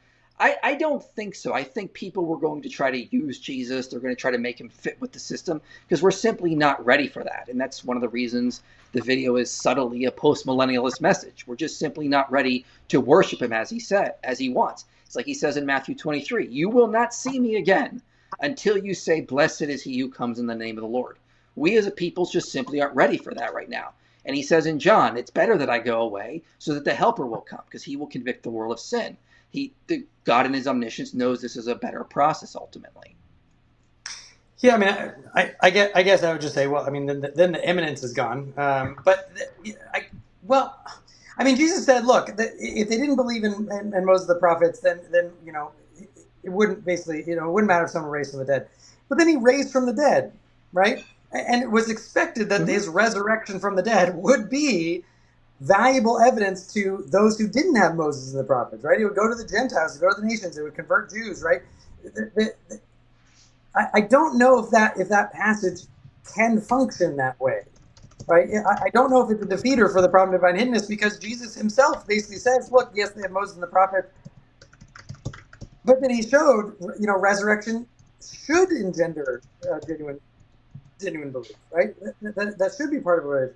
But then I would also say, well, why? If that's the case, then again, I'm going to go back to then why evangelize, right? If divine hiddenness is buffered, is supported by saying, well, they have Moses and the prophets, evidence might not engender, belief. It might engender the false belief. Well, then why would Christian apologists go around talking about evidence for the resurrection? And why would more evidence for the resurrection, right? I don't think if you found, I don't think, and I'm not trying to psychologize or anything like that. I mean, this would have been me as an apologist. If they suddenly found this cache of documents in China, right, at the exact same time, where you had these people that basically said that they had this vision of what was called, they said, oh, he showed up, they said his name was Jesus, and all that kind of stuff, and it was veridical, somehow we could rule out forgery and fakes and later, all that kind of stuff. Christian apologists would be thrilled to use it as evidence, right? They wouldn't be like, oh, well, more evidence, that might not work, right? Because they would understand the more evidence for the claim would be better. And I'm not sure that your example of the follower's health, because that's truncating functional knowledge. That's saying, I can't do it for you. I can't force you to know how to do research, how to do apologetics, all that kind of stuff. I can't do it for you. I'm truncating your functional knowledge. That's different than relational knowledge. That's different than to know someone in the biblical sense, so to speak. That's different than that type of father-child relationship, right? I don't hide myself from my sons because I said, oh, well, if I didn't hide myself, then you wouldn't know how to relate to me or something like that. We don't collapse that type of functional skill knowledge of how to do something with personal interrelationship knowledge of someone. And so I think that your attempted analogy at saying, well, I do this, if I do this for my followers, they don't learn how to do it. That's not analogous to saying I would hide from my children that way, because otherwise if I don't hide, they're not going to learn it for themselves, right? We don't do that in relational knowledge. Well, I mean, again, God can create a world where we can have relational knowledge without just basic theism or overwhelming evidence where no one can deny it. Then I don't see that's necessarily the case that he has to provide that, especially if there's evidence that it will get in the way of our own sanctification. And you try to, the whole resurrection thing. Well, notice how the early Christians argued. They argued from the scriptures itself. They argued from the testimony and from what the apostles were saying. So they're arguing from basically the word and the word inspired by the Holy Spirit at that time, not necessarily saying like, yes, you can go and he'll make it some big grand appearance to you, that kind of thing. You brought up why the evangelize thing. Well, again, it seems like the only issue that this is being taken into is like, it's just to avoid hell. But again, we believe as Christians, we evangelize because we want to make the world a better place. We want to make people find their true fulfillment and their true happiness. We believe that is in Christianity. So it's not just about getting fire insurance out to everyone. It's about making people have their eudaimonia moment, have their eudaimonia experience, and truly come to this. And yeah, if there was a cache found of these documents in faraway China, I think Christians would rejoice. I don't think Muslims would. And again, I go back to my example of the Hindu prophet. Again, I do not think if Hinduism was true and there was a Hindu prophet running around America doing things like Jesus did, that Christians are going to close up church. I recognize that Christians can be just as stubborn as non-Christians, can be just committed emotionally to their beliefs as non-Christians can be. And this is why I think one of the beautiful aspects of Christianity is that we're saved by grace, not of works or that kind of aspect, because we understand that at some point there is a grace aspect there.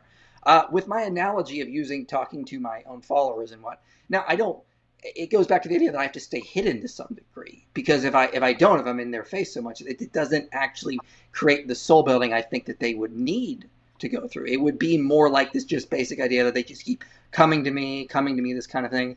Kind of like what the Israelites did in the Exodus wilderness period. They just came to God when they had a problem.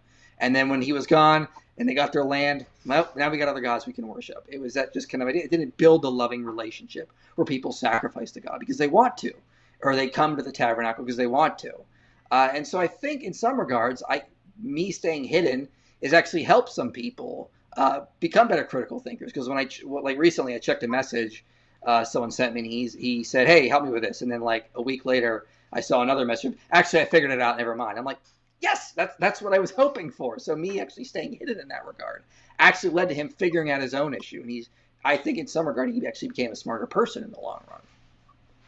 Yeah, but I would say you weren't hidden, right? You were available. He knew how to message you. He knew how to reach you. He knew your name. He knew what you looked like. Yeah, we can pray to God. There's lots of knowledge about you that's directly available to that person, right? Yeah, I could say the same with the Bible. Yeah, but then I would say, okay, I mean, granted, I understand that we're dealing with an internal critique, right? This is where I am going to say, then I would just push back and say, okay, well, now I'm just cognizantly moving to an external critique and saying, okay, great. Now can you prove to me that the Bible actually is the inspired word of God, right? Because in order to justify that claim, I would say, okay, well, if that's if you're going to go on that as a defense, I'm going to say, fine. But now, right? So, okay, let me. You've hit on something I think is important, just dialectically, that people should understand. Internal critique, right? I'm saying if we take Christianity as true for the sake of argument, right? There's this internal problem. I can't go to external arguments. I can't go to external facts, right? That's not a valid way to argue. This is one of my pet peeves all times when we're talking about free will and we're talking with atheists about theism and all that kind of stuff, right? So I can't help myself to these ideas outside of Christianity, because then I would be invalidating. Mm-hmm. But I'm going to say, okay, well, now there's this internal critique, right? And let's say it's 20 points long. To answer one point of it, you need to now rely on the Bible being this inspired word of the revelation from God. I'm going to say, okay, let's pause now, because to answer this one part of divine hiddenness, now you're appealing to something. I'm going to say, okay, fine, let's put a pin in that. Now, externally, can you give me independent reason to think that that's the case, right? You're not. By the way, for the audience and for you, I'm not expecting you to do that right now. There's no way in the world we'd have time constraints. So I'm not saying you can't do that, or you haven't met your burden if you don't, or anything like that. Just I'm acknowledging that now we would probably shift to an entirely different topic to demonstrate the Bible. So I'm actually hopefully coming to your defense and saying let's put a pin in that. But I'm not. It's not that you haven't met your burden or anything like that. That would just take us too far afield. Well, real quick, this is my point, though. When we get through the weeds of divine hiddenness, I mean, it really just shifts. We shift to other arguments like, is this really true? And I think that's where the conversation that Christians and non-Christians need to have. I don't think divine hiddenness is really that much of an internal issue, because when we hack through all the weeds, where do we end up? Well, is the Bible really true? Exactly. That's where the conversation ultimately ends with divine hiddenness. Because once we get through all the weeds, we realize that maybe we should be having a conversation about an external critique, not the internal one isn't really getting us there. Well, I think it's both, right? Because I mean, I still think there's strong internal tensions, right? I think you have major tension when it comes around evangelism, when it comes around, the problem of what it means to be a loving father. I think there are all these kinds of other things. It's just on that one point, you now need the scriptures to come in to overcome it. And I'm going to say, okay, well, for that one point, now we would have to switch external. I don't think that it's I love you, but I don't think you've hacked through all the issues to solve all of the internal issues that are there. It's just now at this one, we've hit a terminus where we have to switch to external for this one point. Well, All I right, don't Mike, have, can we you- only have an hour. We can only, well, Yeah, we only Mike, have you an have hour, one so I can final only hack comment to through respond to Tyler. Then we can end it. We can end I it have- at that and go to I Q&A. have- I have one or two sentences. So, yeah, I totally agree with Tyler. I only had an hour to really deal with these few internal issues. I think given another 5 hours, we could hammer out even more problems. And so yeah, I agree. I haven't had time to get to every internal issue, but I think they can be addressed. All right, all right. Thank you guys for the lovely conversation. I was in just joyful delight back here. The audience was enjoying it as well. And the moderators, I thank you, mods, for really keeping things under control as well. You know, I ain't about to tolerate people being rude in the live chat. So you guys kept it under control, made sure they didn't disrespect Mike or Tyler. And I appreciate you guys for that. So that said, we're about to jump into some questions here. Well, Marlon, will you do that? I'm going to try to reset my camera, just so you know. Okay, sounds good. I'll hold on to that super chat then. That super chat is actually for you, Mike. So I'll hold on to that till you're able to get that done. So we'll go with a question for Tyler real quick here. Yeah, Mike. All right. So Tyler, this question's for you. So is Tyler still a Christian preceptor or even a non-Christian preceptor? I guess that doesn't have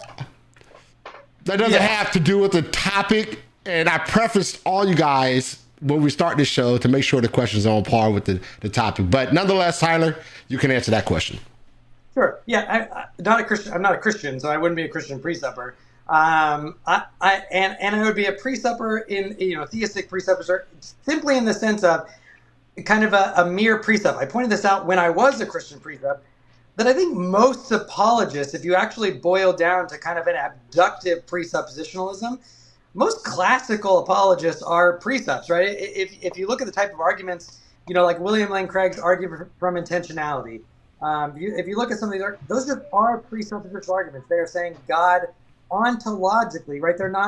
They don't make revelational claims, but they're saying God ontologically is the necessary precondition for rationality, for laws of logic, for intentionality, for rationality, all this kind of stuff.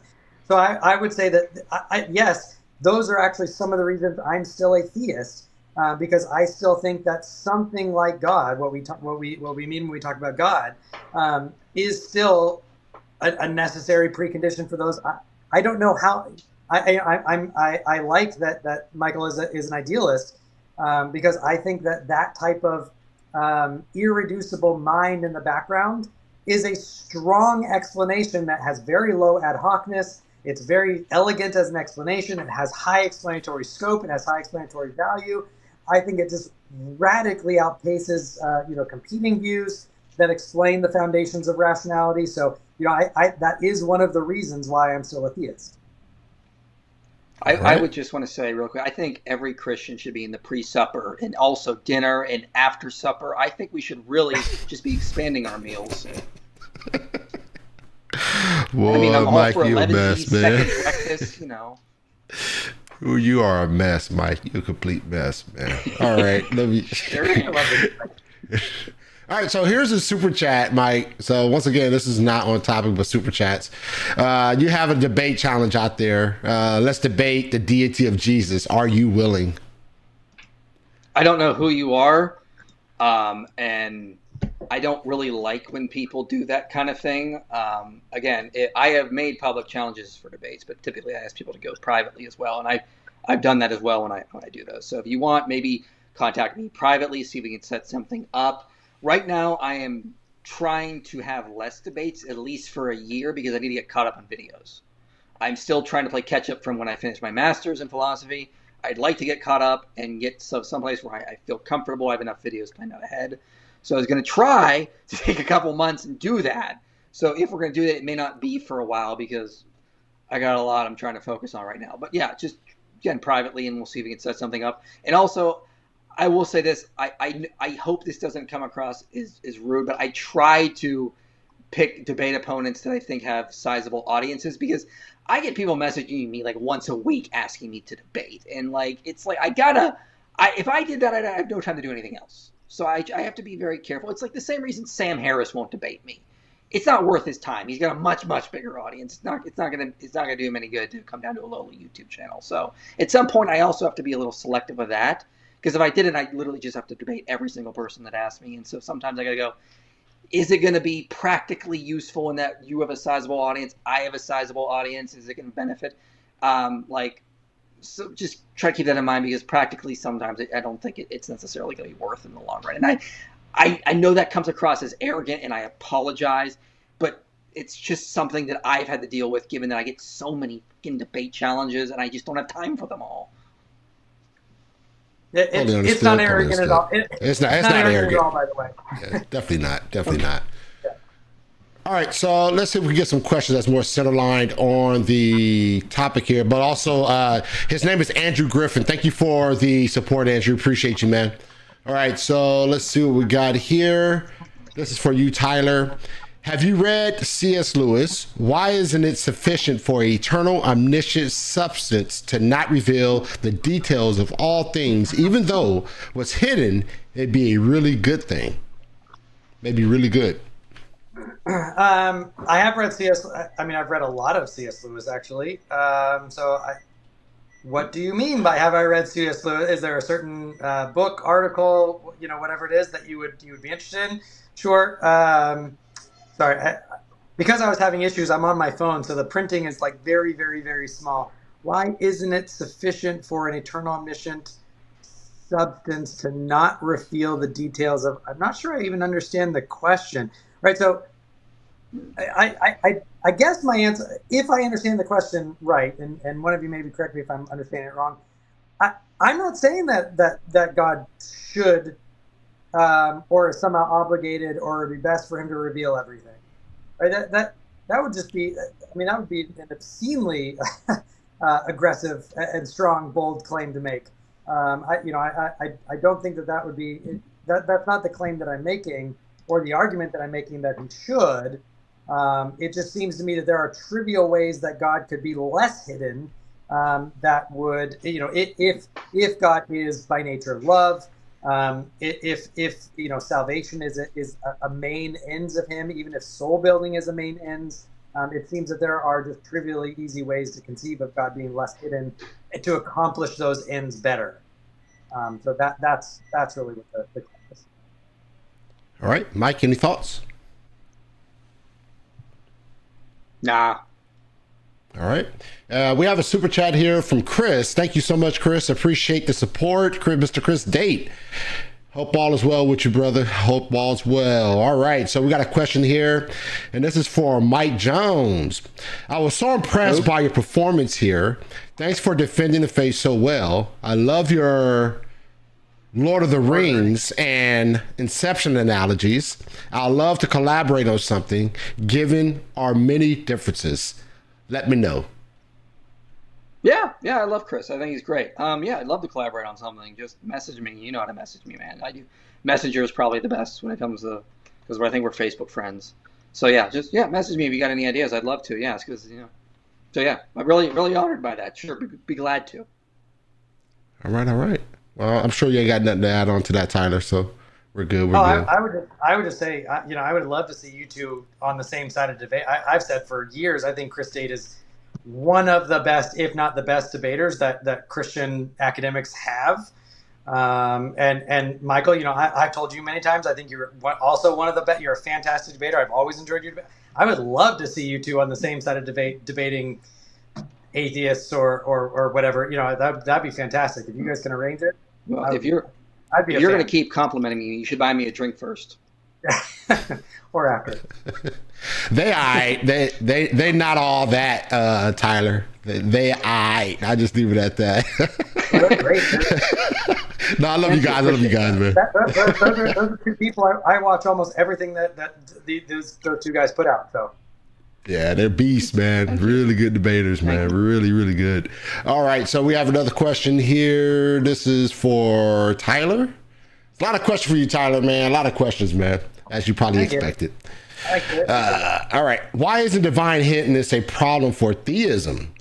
Using your father-son love analogy, are you okay with not being loved by a non-Christian God? Yeah, so I said at the top of the show, it's not that that these aren't issues for theism broadly. It's just that I think Christianity, because it has more concepts in it, it has what we call more conceptual baggage. It makes the problem just more pointed. It makes it harder. It gives it more, to use in engineering terms, it gives it more single point failure spots. And so I think it's a bigger problem for Christian theism than it is for general theism. And part of that also comes from, on general theism, we don't have these kind of additional, revelational claims. Like there's no source of revelation for me that I'm beholden to believe that God is loved by nature, for example. So there's none of that. So I don't have those same like single point failure areas. It doesn't mean that this is not an issue that I have to come up with some type of general theistic type of explanations for, and that still is part of the exploration and part of the reason why I love still having these conversations, because I think it's interesting and important. All right, Mike, any thoughts? Nah, I mean, I've said everything I can in the conversation. I'm just not going to rehash it all out. I think All right. Tyler's doing pretty good on that his own. If the questions for him, go for it. Yeah. All right, let me see here. All right, another question here from Jeff Ellenberger. Appreciate the question. Tyler, God was with man, they left. God was with man, they left. Time and time again was meeting with them, and even took on flesh to live with them. He didn't leave or is absent. We rebel and leave his presence. He draws us. Yeah, I mean, I think he's making the similar point that Mike gave for his sanctification and soul building, right? That this idea that, well, God did show up and it didn't guarantee this type of robust cognitive belief and sanctification. I would point people back to those the times in those discussions where we talked about it, and just say, well, not only it seems to me that without being too dismissive, and I know it's an internal critique, is, well, I mean, that's part of the biblical storyline. So you're getting the cart before the horse a little bit, but it seems that God could have simply revealed himself differently in a way that was more conducive to the types of relationships that would come about from it, right? It doesn't. I don't see why that was the one and only way that God could have shown up, right? God, for example, don't put the tree of knowledge of good and evil in the garden. Don't create it as a covenant of works whereby that eating from it is law breaking. Don't allow Satan to go down and tempt them, right? There's all kinds of things that God could have done that would have prevented the fall, and ergo would have prevented all of these negative outcomes from it. So it's explaining away a problem that didn't have to exist in the first place. All right. We have see if I can find one from Mike. Man, I want Mike to talk. And I can't seem to find one. I don't want to. I've talked enough, Marlon. I'm done. I'm going to say you're a pout. Yeah, you're lucky for you, Mike. Hey, chat, ask me some questions for Mike, man. I want some hard ones, too. Don't ask me. No. Oh, man. All right, here's another question for you, Tyler, man. All right. How do you justify the logical faculties you appeal to in order to engage in this debate when God is pretty much unknowable in your view? Example, how do you answer Descartes? Man, I struggle with these names, guys. So y'all gonna help me out. What was that? How do I answer Descartes' evil demon? Descartes' evil demon. Descartes' evil demon. I'm a theist. Right, Descartes doesn't get you Christian, revelational Christian theism, right? He doesn't get you biblical Christianity. God is sufficient, right? God is sufficient for the task for those things, right? This is why I said I'm still a theist, because I still think God is the best explanation for things like the laws of logic, rationality, personhood, right? All those types of things. So all you need is God to ground those things. You don't need. And by the way, I point this out, to a bunch of precepts who are now trying to, precept me back into it. I point this out. Well, tell me how the hypostatic union, biblical inspiration and inerrancy, and the Trinity, tell me how those add any conceptual grounding to, without begging the question, any conceptual grounding to an evident an explanatory foundation for rationality. The closest thing that you get is there's I'm forgetting the gentleman's name. He's a Baptist. He tried to argue that the two members of the Trinity would use the third one as a reference point to ground one and many things. I can't remember his name. It's the closest thing you get. I don't think the argument works, but that's the only time someone's actually tried to explain why the Trinity and Christian revelation is specifically needed to ground rationality. Right? If you don't need that, then just appealing to God to do it is sufficient. Well, I'm a theist. I can just appeal to God. All right. And here is another. No, that's what I want. All right, here's a question here. With divine hiddenness being a relatively new issue, do you think the issue is more indicative of society or human development in regards to proof? What you think, Mike? I got you. Got you. I don't think it's a new issue. I think you can find it throughout history. I don't think that necessarily means it's a new issue. I think it's just more prominent now, you could say, given the rise of secularism. It's more kind of in our face kind of thing. Do you think that the issue is more indicative of society or human development in regards to proof? I mean, I would say it may be more with regards to maybe the way the secular society has sort of evolved in our understanding of epistemology, perhaps. But I don't know. I feel like that'd be a whole nother deep dive into that kind of issue. And it's going to be different per philosopher, too. So it'd be really hard to just say, like, oh, yes, to make a hasty generalization there. Yeah, and I would just say it's not relatively new. It's been now. There are academic, just like just like lots of things, just like cosmological arguments. There are new versions that are being written and worked on. There's a resurgence of interest in it, but it's not a new argument. Mm-hmm. All right. Thank you guys for that, and thank you for the support, Pels. Appreciate it. All right, this question's coming. This question is also for Mr. Mike Jones. Dr. Kurt Jarris, how you doing, buddy? Hope all is well with you. Earlier, you said you don't psychoanalyze non-Christians. Do your theology explain in proposed detail why some people don't believe?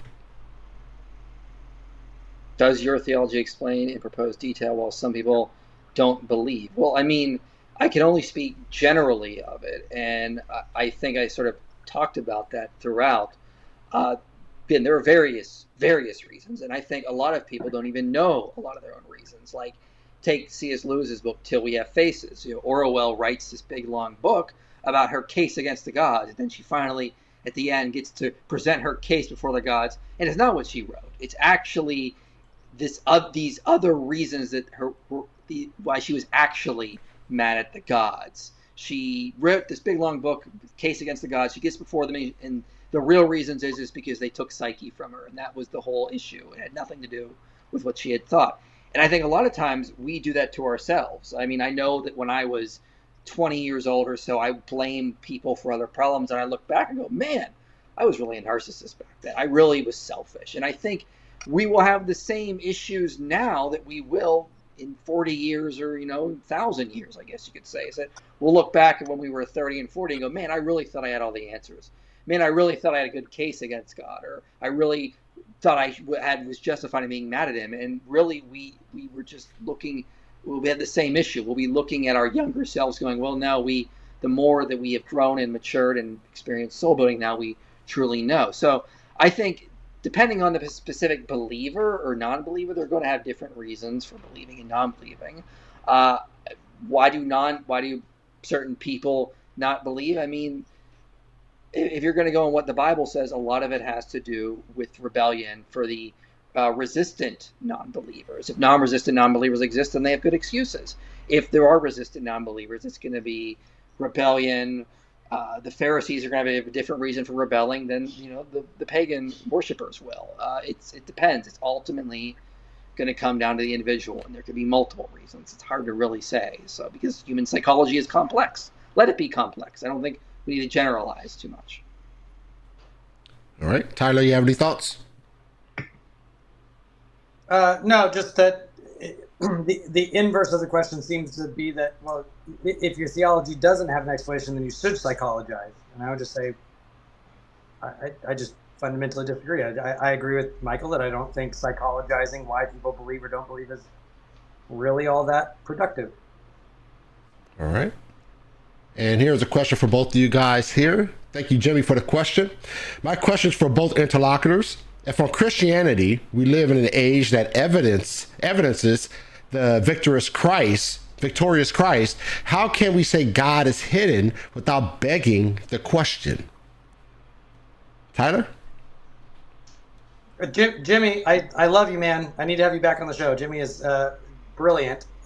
This question, though, I'm going to say this as nicely as I can, I don't think is brilliant because it seems to me that he's asking a question about begging the question, but the question begs the question, right? So if on Christianity we live in an age of evidences of the victorious, well, I'm going to say, well, that's just saying if we assume Christianity is true, then isn't it begging the question to say that it's not true? And I'm going to say, well, I just don't grant the question begging at the beginning. Then the way I avoid it is to say, well, I just don't grant the premise.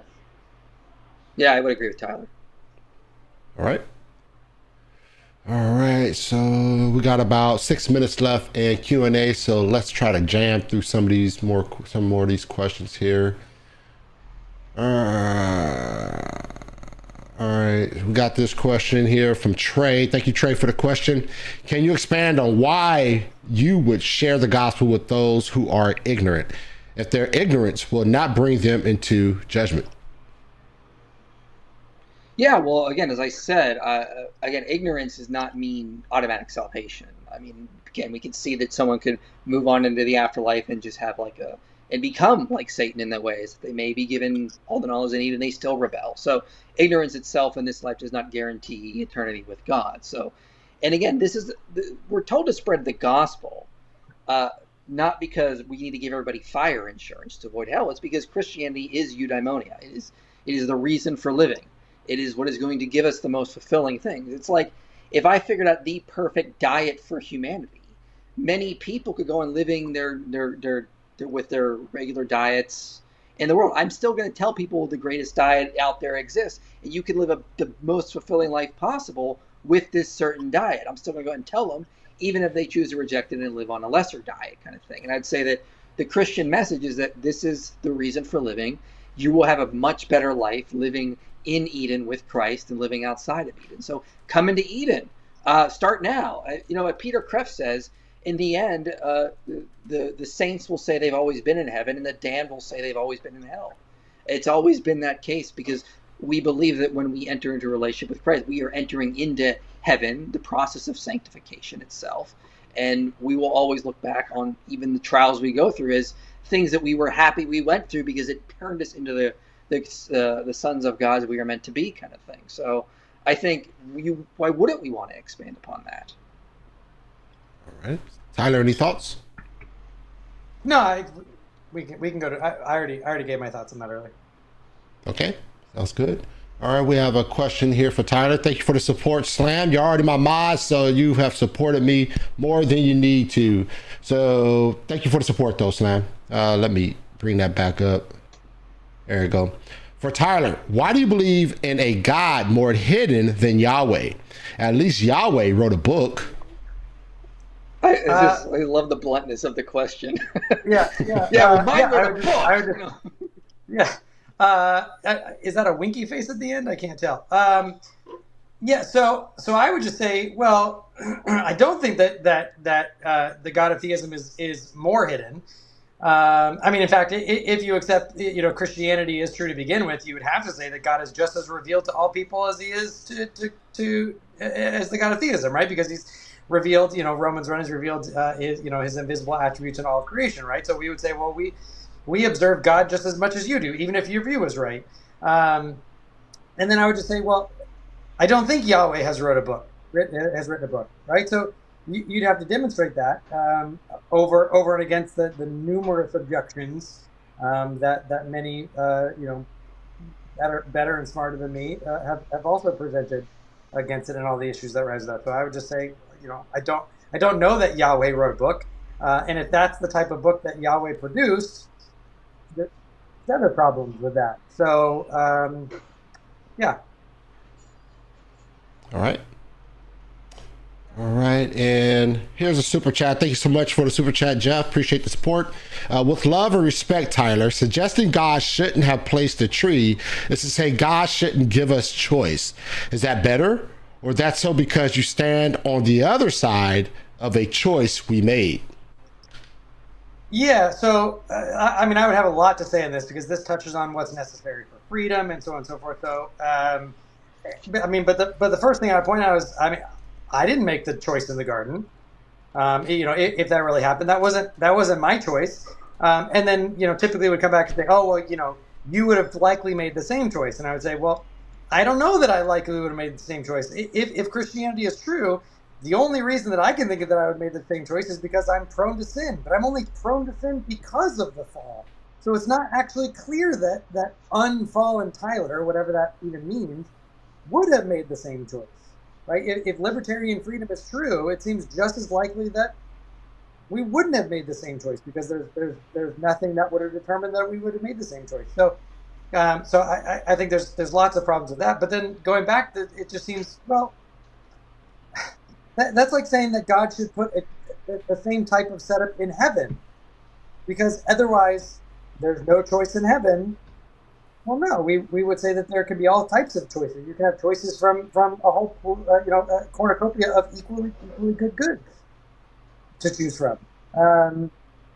We would say that God is ultimately free, but I doubt that Jeff, if he's any type of consistent Orthodox theist at least, is going to say that God could choose the evil, right? Then you'd have to deny impeccability. So we'd say, well, God's ultimately free, as he can choose from a range of options, but all the options are good. The fact that God doesn't have a bad option or cannot choose bad doesn't mean that he's somehow not free. So why couldn't humanity be set up in the same? Why was the option to choose either good or evil? Why couldn't it have been good and other goods? All right. Yeah, I would say as a theistic evolutionist, I think there's a lot more going on here. I follow John Walton in that when God is going in Genesis 3, it's not so much this idea of changing their nature. It's God removing, blessing and cursing is about giving God's protection, removing God's protection. And so God just removes them from the tree of life in the Garden of Eden. So they're basically exiled. And so check out my Genesis 1 to 11 series, because I think there's a lot more going on in there. I think it has more to do with soul building in and of itself in the beginning process than this idea that Genesis 1 is about a perfect creation. I think there's actually evidence that death already existed. And in Genesis 1, God calls humanity to subdue creation. So there's this idea that the rest of creation needs Eden brought to it. And that will require struggle and fight and that kind of thing. But there's a lot more going on there, I would say, from a theistic evolutionist perspective. All right. And this will be the final question of the night here. Thank you, Colin, for the question. Can a feeling of divine, this for Tyler, can a feeling of divine hiddenness be a temporary feeling? How long should a person wait before they conclude God doesn't exist? Yeah, so it's a good question. I don't know. It's not merely a feeling of divine hiddenness, right? There's the intellectual arguments of divine hiddenness. You can talk about what we would expect to find from God, what would be consistent, what would lead to other ends, right? So it's not just a feeling of divine hiddenness. But there is a feeling of divine hidden, right? You do feel an absence, right? And there, I would say if someone this gets tricky because then this is going to get kind of a ministerial question from someone who's no longer a Christian, right? I would say if they still have the cognitive belief, they're not convinced by the arguments that God does exist. I mean, I had a whole bunch of other arguments for why I came to think there was problems with the Trinity, problems with hypostatic union, problems with the conjunction of classical theism and biblical Christianity and Christianity itself, right? All these other problems. Divine hiddenness was just one of them. If it's merely an issue of hiddenness, but they still believe that it's all true, I mean, I would encourage that person to continue in kind of a Pascalian existence and continue to try and not necessarily disrupt their entire worldview based on the field. So. All right. Yeah. I just want to say that when it comes to the Trinity, that is something I think I want to write my dissertation on. And my thesis is going to be a lot of the issues, the logical problem of the Trinity, it can be done with stop talking about the Trinity as we are and start using the language we find in philosophy of mind. So start talking about the Trinity like we talk about Frankfurt case, using language we use when we talk about Frankfurt cases, or what Daniel Dennett talks about, or David Chalmers. And I think that when we get into that realm, a lot of these issues with the Trinity are going to dissipate. So that's something I want to focus on in future research. All right. Well, guys, thank you so much. You guys have been great. This is the last comment. This is coming from Chris Date. This is towards Tyler. Thanks for his kind words about me. So Chris Date is thanking you, Tyler, for your kind words concerning his apologetic ability. So, yeah, guys, you guys have been great, man. And I think I got a lot out of it. And the audience definitely did. And I definitely appreciate you guys, man. I know times get tough and time changes, things change, man. But you guys were able to do it. And I thank you guys. Do you guys have any closing words before I let you guys go? Yes. Can people in the chat vote on who has the best beard of us three? I would like to know right now. Hey, they were cracking jokes about your hair, Mike, in the comment, man. Yeah, they were cracking jokes about your hair, man. Said you didn't have your hair together, man. They're just getting on your case a little bit. I think Marlon my hair is crazy. What'd you say, Tyler? I said I think you can throw up a poll about who has the best beard in here. Yeah, man. I got the goatee, man. Y'all ain't beating this, brother. Y'all ain't beating this. my beard is wild. I'll get random strands will just shoot up, and I can't push them down. So it's like I got wild facial hair. I can't keep up with it. So if I can tell just an anecdote, I won't tell my friend's name. One of my favorite prayer requests ever. I was in college, and a friend of mine, very sincerely, we were going through prayer, asked. He's like, I know it's a problem, but it's causing me like self perception issues. Can we pray that God will connect my mustache to my beard? Because I always have to call, so I like lift it up, it doesn't connect. And he's like very self-conscious of it. So we very seriously prayed that his mustache would connect to his beard, we tried to wrap it in, or that he would become much more comfortable with the way that God has made him. So. Hilarious, man. I ain't got that issue, man. My beard be growing full beard, full. So, all right, guys. You guys take care, man, and look forward to speaking to you guys at some point in time again, man. Thanks again, and take care, all right? Thanks so much. All right, folks, another great one in the books, and I hope you guys got a lot out of this, man. Now that this is a first-time topic on the gospel truth, and I think the reason why is that we don't hear a lot about divine hiddenness, right? This is usually an argument that atheists make, but even I don't really hear atheists making this argument a lot. So I don't see this topic really brought up a whole bunch. But nonetheless, that's why I appreciated this topic, because what it did, it brought us all to a level of understanding, right? To be able to hear these arguments, hear the thoughts, hear the concerns. Of course, Tyler, he brought more of a theist understanding to the argument, but it allows us to gather an understanding, and as believers we need as much understanding as we can, right, to be able to engage the world with Christian truth. And that is the goal of any believer, right? Any Christian, you should be ready to engage the world with Christian truth. So we bring on these different topics, in particular divine hiddenness, so that we can be prepared and that we can have conversations with those who may not believe in the God of the Bible. And so I thank Mike, I thank Tyler for coming on and spending time with us and giving us a rundown and having a very fruitful, what I would say, a very fruitful discussion. Like, I'm telling you guys, man, anyone that's been following this show for any reasonable amount of time know that in the past I've had some really knucklehead, tough debates, man, like really hard head debates, right? Where the two interlocutors are really bumping heads, and then you really don't hear the arguments. You're more entertained because of the emotional status of the two debaters, right? They're all wound up and passionate instead of just really dealing with the essence of the conversation. And so that takes away from the actual debate or the discussion, the disagreement, right? But when we're able to get guys on and who really understand the substance of the argument, are able to engage in a manner that where we all can understand and we all can walk away with a better understanding of the topic, it helps us, right? It makes for a more enjoyable show. And yes, obviously there's an entertainment value to this. So there's always that value, but even more importantly, there is that educational value, that growing in Christ value, right? As we entertain these topics and deal with these topics that are at hand. And so I really do thank Tyler. I really do thank Mike for coming on. They are great, and they definitely articulate themselves in a very professional manner, and that's always appreciated on the Gospel Truth. All right. But that's it. I'm going to get out of here. Remember, guys, make sure you're subscribing to the Gospel Truth and hit that notification bell before you leave. If this show is a blessing to you and you really enjoyed the show, you really got a lot out of the show, then that should encourage you to look forward to what is to come on the Gospel Truth, right? So that means that you need to subscribe and you need to hit the notification bell, because you don't want to miss out on any of the shows, commentaries, or interviews that we have coming up here in the future. The next debate that I have coming up is with Jeremiah Nortier and Dakota Sorensen, and they're going to be talking about baptism regeneration. Dakota Sorensen is an Anabaptist, and Mr. Jeremiah Nortier, or Pastor Jeremiah Nortier, is a Reformed Baptist. So this should be a fun debate, a fun conversation, all right? That said, I'm going to let you go. Hope to see you next time. May God bless you, and may God keep you.